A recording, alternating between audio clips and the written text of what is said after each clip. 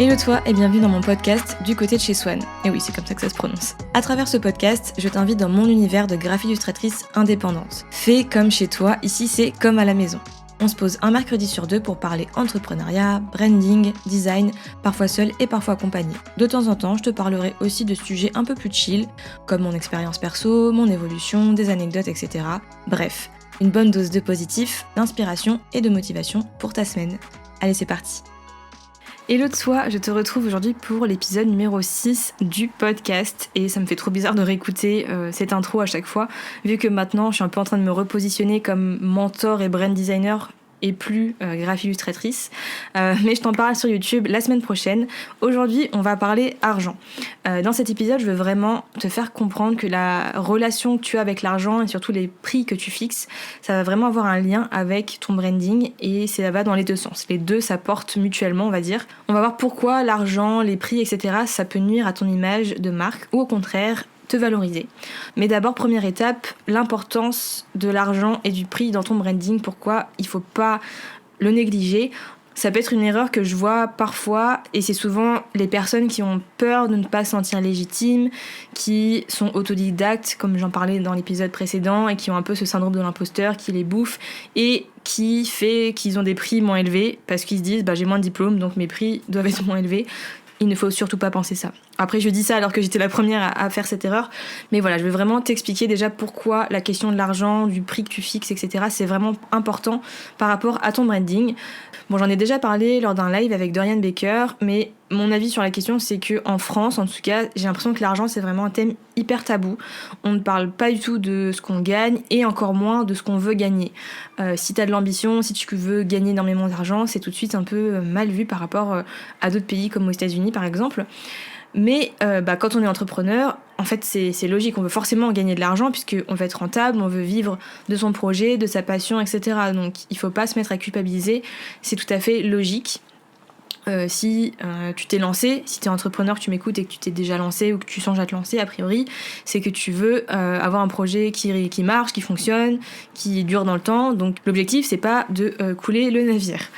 Mais c'est normal de galérer à fixer ses prix, de parler de ses objectifs, notamment tout ce qui est chiffre d'affaires, parce qu'il y a une sorte d'inconfort, notamment soit avec ses peurs personnelles, la peur de l'échec, de ne pas y arriver, de manquer d'argent, tout ça, et aussi bien sûr le conditionnement de la société, surtout comme je disais en France, l'argent, voilà, on n'en parle pas trop. Si je me trompe pas, je crois que c'est à cause de la bourgeoisie et quand il y a eu la Révolution française, parce que du coup c'était hyper mal vu d'être bourge, d'être riche, et c'est toujours assimilé un peu à les gens qui se prennent pour je sais pas quoi, en gros. Mais si tu veux changer le monde, si t'as un projet génial, et je suis sûre que c'est le cas, si t'as des rêves et surtout l'envie de soutenir par exemple des causes qui te tiennent à cœur, malheureusement j'allais dire, mais dans le monde, ça fonctionne soit avec le temps que tu vas donner pour soutenir ces causes, soit avec de l'argent. Voilà, il faut être réaliste. Et pour gagner de l'argent, pour pouvoir faire tout ça, il faut que tu te crées une entreprise et surtout, selon moi, une marque, une réputation qui va être à la hauteur de tous ces rêves. Pour développer cette marque, donc comme on dit en anglais, a brand, donc une marque, il faut travailler son branding, le fait de développer sa marque. Pour moi, le branding, c'est vraiment tout le processus qui va permettre de transmettre ton message à tes clients à travers une identité de marque unique et cohérente. Ça va être vraiment l'identité globale et pas que visuelle, ça peut vraiment prendre en compte plein de choses, mais j'en ai déjà parlé dans les épisodes précédents. Et le prix que tu proposes, il doit aussi être cohérent avec ton positionnement, le positionnement dans ton marché global, quoi, et avec le message que tu veux partager. Ça peut donc être la façon dont tu parles d'argent. Par exemple, si tu es une marque éthique et que tu te veux transparente, la plus juste possible et accessible pour tes clients, mais que tes prix sont extrêmement élevés, ce qui peut être tout à fait logique, mais que derrière tu n'expliques pas ce que comprennent les prix, pourquoi ces prix sont si chers, qu'est-ce qui se cache derrière, ça crée une incohérence. Si tu veux être transparent, il faut expliquer pourquoi, quel est le coût, je sais pas si tu crées des vêtements, quel est le coût du produit, qu'est-ce qu'il y a, pourquoi c'est si cher, etc. Et tu peux tout à fait parler aussi de la marge que tu as besoin de te faire derrière. Mais voilà, si tu veux être une marque transparente et éthique, il faut que ça soit cohérent. Pareil, si tu es indépendante et que tu coaches les gens, par exemple, tu veux parler d'ambition, du fait d'être riche, tu veux les coacher, à dépasser leurs croyances limitantes et à avoir plein d'ambition, etc. Mais que toi, tu ne parles pas de tes propres objectifs business ou que tu proposes des prix très très très bas, bah ça va renvoyer une image de toi qui est assez froide et surtout peu qualitative. Parce que si moi par exemple je vais être coachée ou formée par quelqu'un qui va me faire devenir riche, qui me promet que je vais devenir riche, concrétiser mes ambitions, etc., bah je veux savoir que la personne sait de quoi elle parle. Et moi personnellement je veux payer un prix qui va me garantir que je vais ressortir avec quelque chose, avec des résultats. Si je paye une formation à moins de 100 €, bah je m'attends pas à avoir de gros résultats et du coup bah, je vais pas forcément investir cet argent là. Donc justement parlons de formation à 100 € ou parlons de prix. J'ai trouvé cette petite phrase que j'aime bien, alors je sais plus c'est quoi la phrase de base, mais j'ai transformé la phrase originelle en « Dis-moi quels sont tes prix, je te dirai ce que ça m'inspire ». Parce que oui, les prix que tu proposes, que tu sois freelance en prestation de services, indépendant avec des produits digitaux ou encore artisan qui vend des produits en ligne ou peu importe, le prix que tu affiches va renvoyer une image de ta marque. Ça fonctionne avec tout, hein, c'est ça le branding aussi.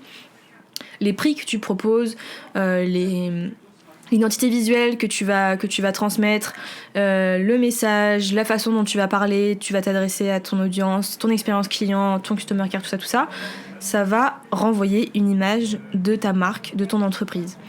Donc, si ton branding ou ton univers de marque est travaillé ou non, bah ça va inspirer la confiance à ton audience ou non, ça va renvoyer le bon message ou non, enfin bref, il faut vraiment que tout soit cohérent.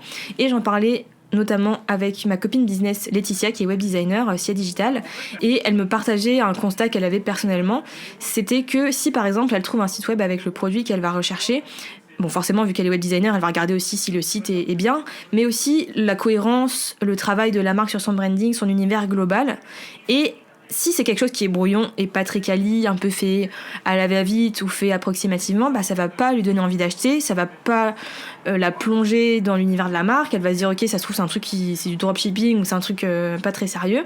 Alors que si l'univers est travaillé, ou même si c'est juste très simple, minimaliste, simple et efficace, bah elle va se dire ok, pas de souci, j'achète. Et si vraiment l'univers est ouf, elle va se dire ok bah je suis même prête à payer plus cher parce que ça va être le produit que je cherche et qui va être brandé, travaillé autour d'un univers.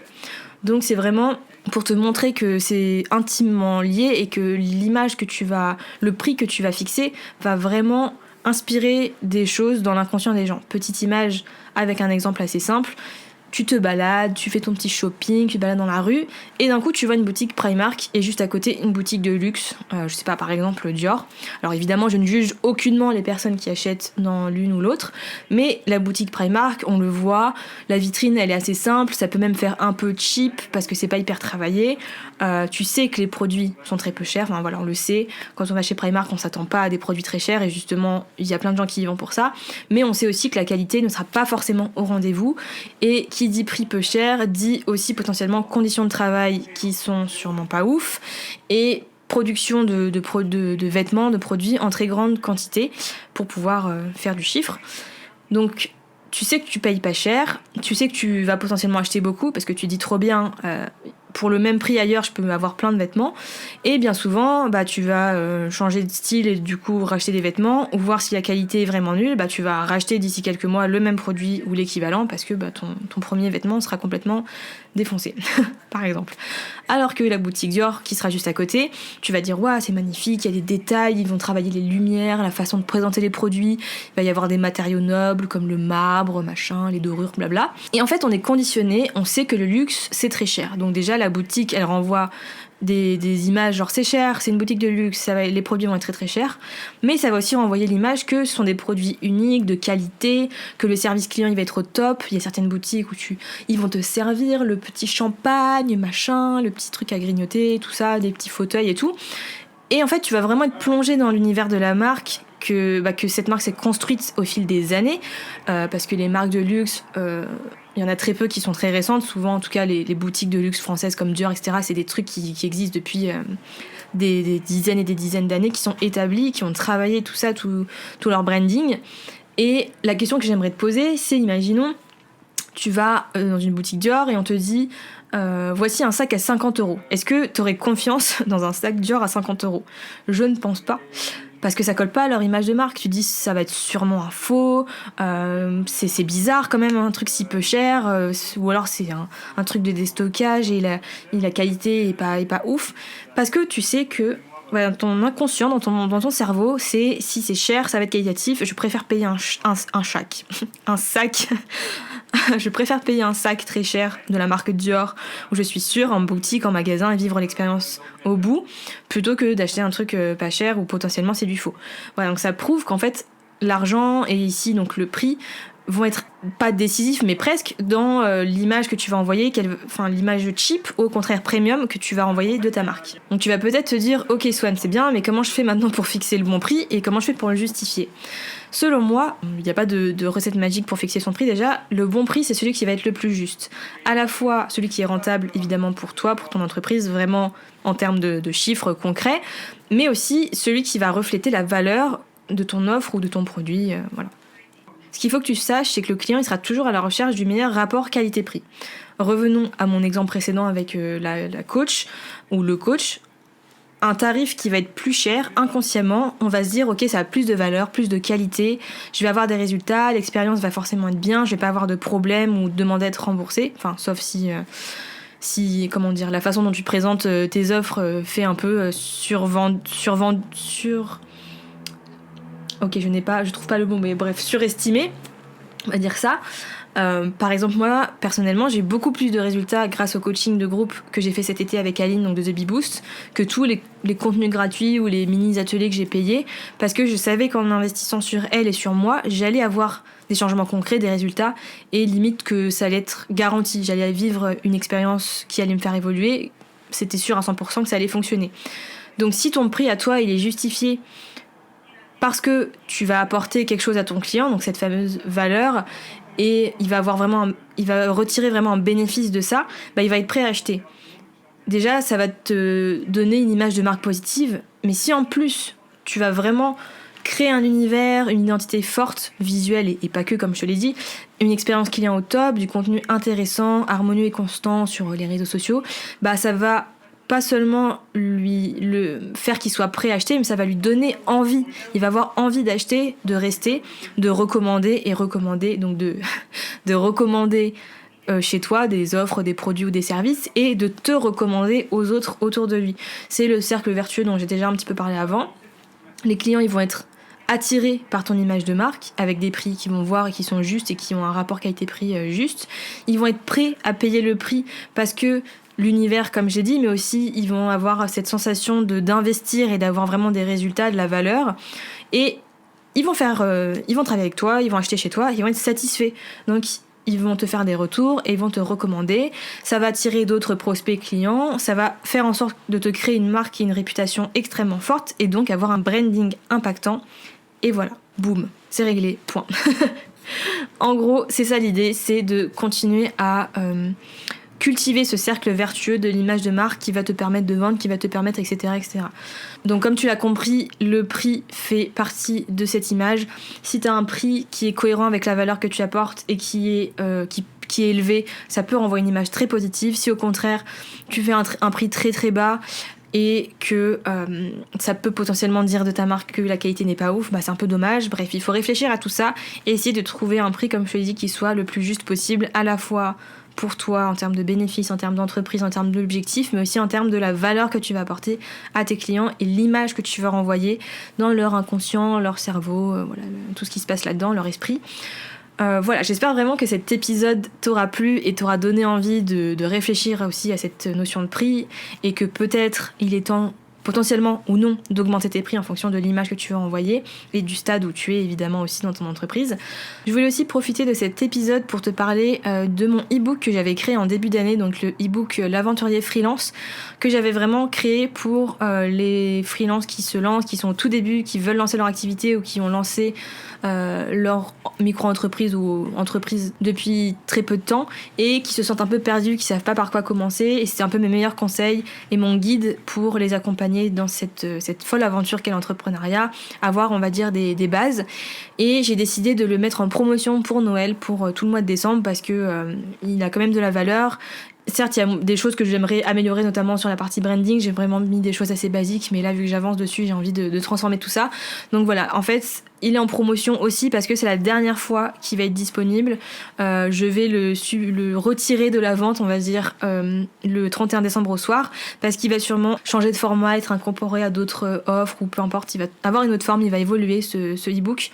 Et il ne correspond plus trop aussi à ma stratégie actuelle. Je ne cible pas spécialement ceux qui sont au tout début de leur entreprise.